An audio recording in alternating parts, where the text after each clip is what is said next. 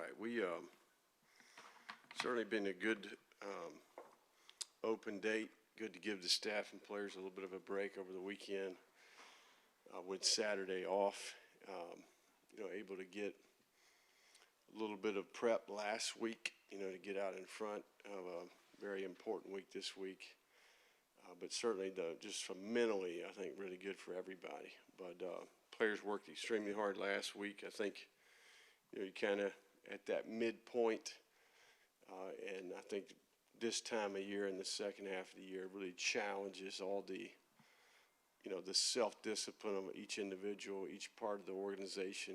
And I think the key here is that we continue to stay focused on what we know winning football looks like. I think that's what the open date uncovered for us is we understand where we're at, why we have the results that we have, and what we need to do to improve there. So, I think just an unwavering level of discipline and commitment to what we're trying to build here. And certainly starting today, we'll get a little bit ahead here. We'll actually execute a Tuesday practice today with the players, and certain level of intensity and urgency and focus is required. We've got a tremendous amount of respect for the University of Georgia and the football team that they have. Kirby's done a fantastic job going into year 7.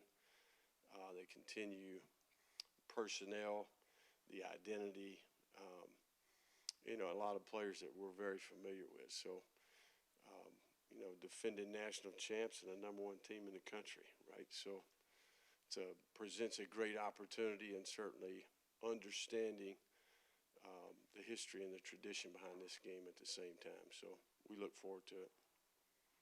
What do we got? How dirty did you get your hands on the defensive side of the ball during the bye week, and how much are you maybe getting more involved moving forward? Yeah, no, I think with the way we're built and the way we're put together, the way we operate the entire year, I think I'm getting dirty over there all the time, if that makes sense.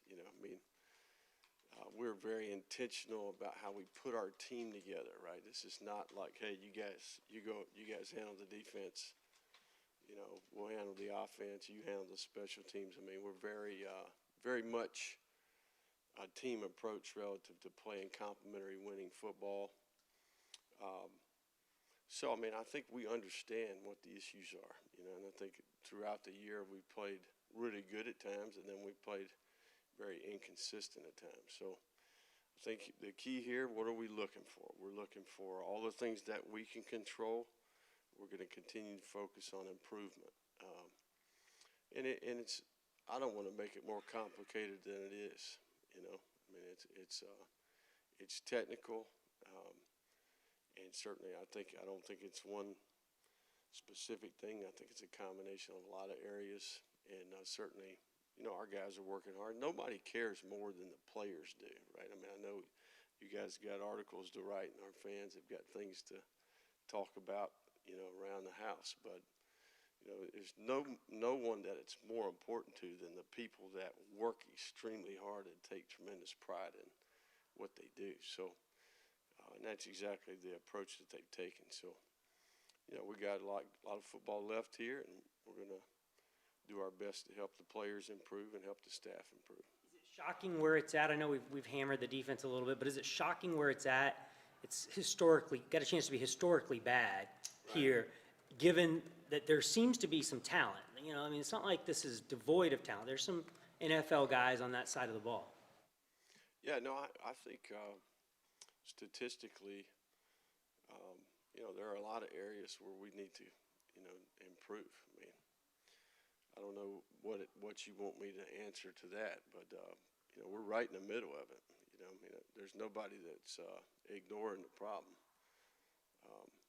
I think we got a group of people that really care about doing their job better, and that's what they're going to try to do. It's been a season of highs and lows, obviously. Where does this game, though, as a measuring stick for kind of where you guys are at right now? I think every game that we played, to some degree, for me, I'm just speaking personally, in particular when you play other teams in our league, right? I think is a measuring stick, right? I mean, and you don't, I don't completely comprehend until I'm out there on the field with them, if that makes sense, relative to where you're at and, what's going to be required personnel-wise, how you put your team together, whatever the case may be, what you need to do that game to position your team to have success. So I think each SEC game, for the most part, has been a little bit of, okay, hey, where we at, and certainly in your division and with a team that you're going to have to play every year. So far, each one of those games, I think, has provided us a lot of good information.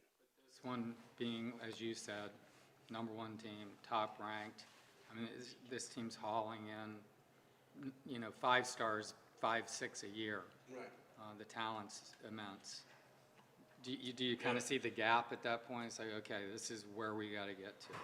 Yeah, I mean, I think we all understand that, right? I mean, I think there's work to be done in a lot of different areas, when you're trying to put together a football team, but personnel's part of that, right? I think we all understand the value of acquiring really good players, right? So, and then having a culture and a development plan once they do arrive, right? There's lots of things that contribute to this game. So there's no question the evaluation and the recruitment process is pretty well documented. Not only Georgia, but a lot of teams, right, have done a really good job in those areas. So, and it pays off. We all understand that. Their talent level compared to other teams you've seen? I mean, you haven't seen them yet personally, but as you said, you're pretty familiar with it. It's no question the personnel is really good. There's not all the things that we're all from the same tree, right? I mean, the height, length, the verified speed, the line of scrimmage, body types, the edge players, the matchup players. There's no question that they've got really good personnel. The season, each week is like game prep. You get an off week, you have a chance to make adjustments. Did you see adjustments that you could make, and was this a successful week as far as getting adjustments made? Yeah, I don't think there's any question. If anything, it's just, you're out of the, I wouldn't say we're out of the grind, but we're not on the task at hand. There's time for quality control. We've got a pretty extensive process that we go through relative to evaluating where we're at, areas that need to get better. And then you can evaluate each game and, okay, what contributed to each game? Why'd you win the games you won? Why'd you lose the games you lost? And essentially, that's probably what gives me comfort is we know why we've lost games. I think we know what winning football looks like. And the games we lost, we didn't deserve to win. What would you say are some of those common themes maybe in the losses or even the wins that you guys were able to identify throughout the last week? I mean, it's the same things we talk about up here every week, right? I mean, I think turnover margin, explosive plays, minimizing negatives on offense, conversion downs, red zone touchdowns, covering kicks, creating game-changing plays in the return game. I mean, football's football, right? I mean, I watched a bunch of games this weekend. It's the same game, So, I mean, we know what winning football looks like, and when we've gotten beat this year, there's pretty evident. You guys write about it. You know why we got beat, so it's not complicated. Number one team in the country again. As was before mentioned, a rivalry game. How much do you present this as opportunity, and do you think that can maybe spill over from a motivational standpoint? Yeah, I mean, I don't think anybody that's walking the halls in this building, most everybody understands the things that come with this game. I grew up in the state of Georgia, grew up watching this game. Our players are well aware, right? We've got a good percentage, that have played in this game, and we got another percentage that grew up watching the game, right? So we all understand the history and tradition behind this game. Sorry, you had more opportunity this past week in terms of recruiting during the open date. Where do you think you guys kind of stand in the 23 class? I know you can't get specifics, but just kind of big picture. I like the group that we've got committed. We need to finish. obviously secure the ones we have and then close on a few others, right? So we've worked extremely hard at it, you know, not only the recruitment process, but the evaluation process. So so far so good. A lot of work left to do. Critical about approaching 7 weeks, 8 weeks, something like that. So, you know, I think a lot of that work has been done and will continue to be done. But it's part of our organization where we continue to get better. You know, I think that we've got a lot of people that are getting more familiar with the product that we have here. We're getting more efficient with our time. You know, we got a lot of new people. It's not just 23s, but it's 24s, it's 25s. I mean, you got extensive work around the clock every phase of the year, right? So all those people are taking a lot of pride in their role and certainly have been effective so far. Billy, on that note, what are your thoughts on players reclassifying? Is there certain positions where that's easier, and what are those conversations like with kids that might be considering that? Yeah. It's hard to believe that that's the case, you know, but I think there's a handful of players out there that are capable. You know, I stayed back in the 8th grade, so when I think about reclassifying, I think about reclassifying the other way, right?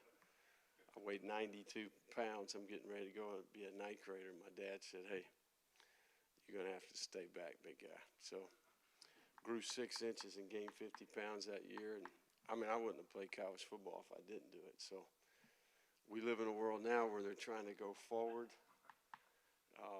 I needed to go backwards. You mentioned the game, growing up watching the game. Have you ever been to a game in Jacksonville, Florida, Georgia? No. So what are you looking forward to the most? I'm sure you've heard a lot about it, I mean, from guys on the staff and whatnot. Yeah, no, I mean, I think we'll cross that bridge when we get there, you know. But I mean, this is why you coach college football. This is why you come to the University of Florida, to play in this league, to play in these types of games. And certainly, you know, this game's been around for a while, right? So I think for me, the week is about, you know, I don't know, I'm quite prepared to answer that question because I'm focused on trying to get our team ready so that we can play with confidence in the game. So, but, you know, that's why you come here, these types of challenges. Fine folks of Chatsworth, when I spoke with them, said this is the one game of the year they're not pulling for you. Yeah. So what is that dynamic like? I mean, are you hearing from anyone back home? I mean, do you hear what people are saying? I know your brother, one of your brothers at least, is in town. No, I mean, I just think that's why college football is a great game, right? I mean, you got this cutthroat, and but no, I mean, I think that you know, it's a fun game. Certainly, you know, we got a lot of people that have passion for their teams, and we'll have our fair share in that stadium Saturday. I can promise you. Billy, you talked about how at Alabama you learned not just from Saban, but all the assistants that you work with. What was your time like with Kirby? How much did he rub off on you, you know, being an offensive-minded coach, watching him work as a defensive coordinator, and then also how much did he rub off on you as a recruiter? No, heck, I wouldn't have been at Alabama if it weren't for Kirby. You know, part of our dads were high school coaches in Georgia. There was some familiarity there, and certainly his influence on that with Coach Saban. I mean, he had a lot to do with me being there. I'm always be thankful for that. But you know, Kirby's a heck of a football coach, man. I mean, I think you think about what he's done at Georgia. You know, I'm going back and evaluating kind of each year. Year 7, you know, what was year 1, 2, 3, 4, 5 for him like? He's done a fantastic job. You know, I told him that the first time I saw him at the SEC coaches meeting. Had just won the national championship, and it's pretty well documented all that goes into that, right? And so he's done it.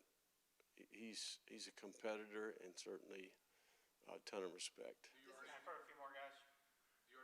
Consider yourself 1-0 against him with the hire of Katie? No, I think there's a lot of, you know, heck, we're fortunate to have all the people that we have in our organization. Certainly thankful for Katie. Kind of a full circle game for Anthony. You know, last year was his first career start against Georgia. How do you gauge his progress through 7 games? No, I think he continues to grow. There's no doubt the comfort level with all the things that contribute to quarterback play, not only our system, but what the other side of the ball is doing, being able to speak that language, just a ton of growth relative to where he's at and the level he's processing at. So I think he, still working hard on mastering what that process looks like Sunday to Saturday. Again, an unwavering discipline and commitment to what's required to be prepared to play and win, right? So, that's where he's at. He's 7 games in, and it continues to get better. Health standpoint, getting the week off, where are you now as far as getting your team back to full strength and getting over some of the bumps, bruises, and tiredness that comes with playing 7 straight weeks? No, I think it was good. I think we will. I'm pretty confident we'll get a handful of players back that maybe didn't participate last week. Cybo in particular is going to be able to participate in practice today. A handful of others that continue to improve, so we'll benefit from it for sure. Back to the bye week and defense a little bit. Do you have to caution yourself from wanting to try to do too much, make wholesale changes? I mean, there's only so much you can probably do with a few extra practices. Yeah, no, I think it's a little bit more of identifying the problems, right? What are the communication errors? What are the fundamental errors? Conceptually, what's been good, what's not been good, and then you take a holistic, okay, hey, let's look at the big picture in some of these areas where we need to improve. What's the scouting report? Not that we don't do that each week, but you got more time to say, okay, hey, based off of what we know, what can we change or improve? Oftentimes playing defense is not about what you're doing, it's about how you do it, and so again, I can't say it enough, it's not one thing, it's a number of things that contribute.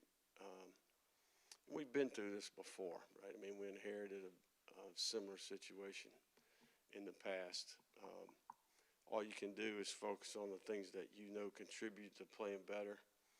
That's exactly what we're going to do. Have you been a coach who's made personnel changes during a bye week and seen positive effects from that? Yeah, I think each week you're evaluating personnel based off of not only performance in the game, but also what we observe every day. I think there's more than just, that handful of plays that we see on Saturday. What is each individual like, from a self-discipline standpoint, how they're living their life, what's their approach in the weight room and the training room, every meeting, walkthrough, practice rep that they take. We've spent a lot of time with these guys, so I think that's always very fluid and rewarding what we see. There's a number of players that have benefited from doing it the right way. One subplot of this week, and they put out a press release today about it, is will it eventually move? You know that whole story. Right. Kirby's concern is that if he loses a recruiting weekend. Right. Is that a concern for you, just looking down the road? How do you lose much by playing a game in Jacksonville, recruiting-wise, you think? I think, the big thing here is that, I think maybe for the first time this year, the home team gets tickets maybe. I think we've come to an agreement there.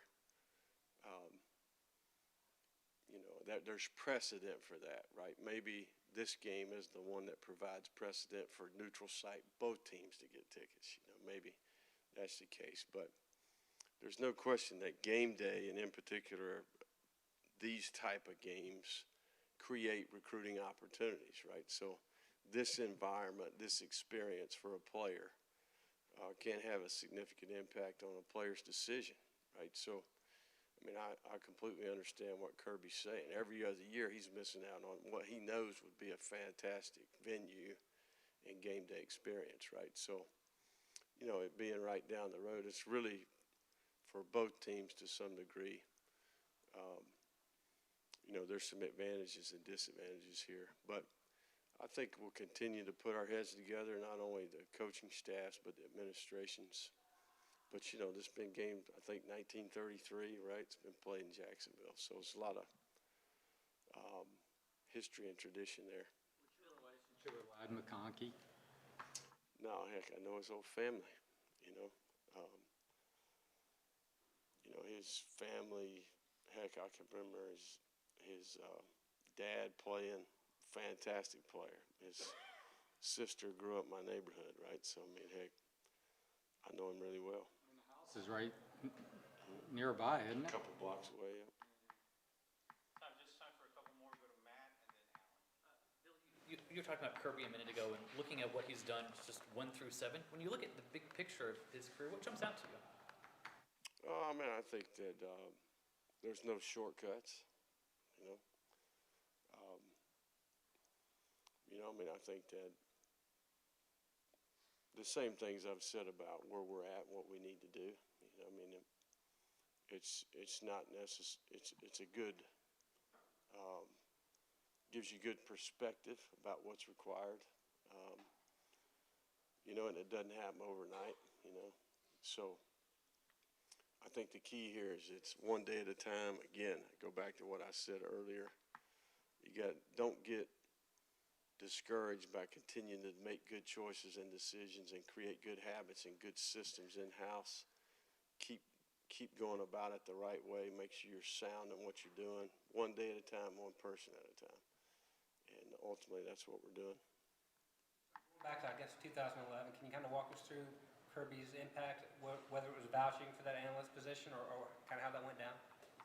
Yeah, no, it was, heck, wouldn't be standing here today without it. I mean, I think that number of people in the building that were on that staff, Burton Burns, Chris Rump.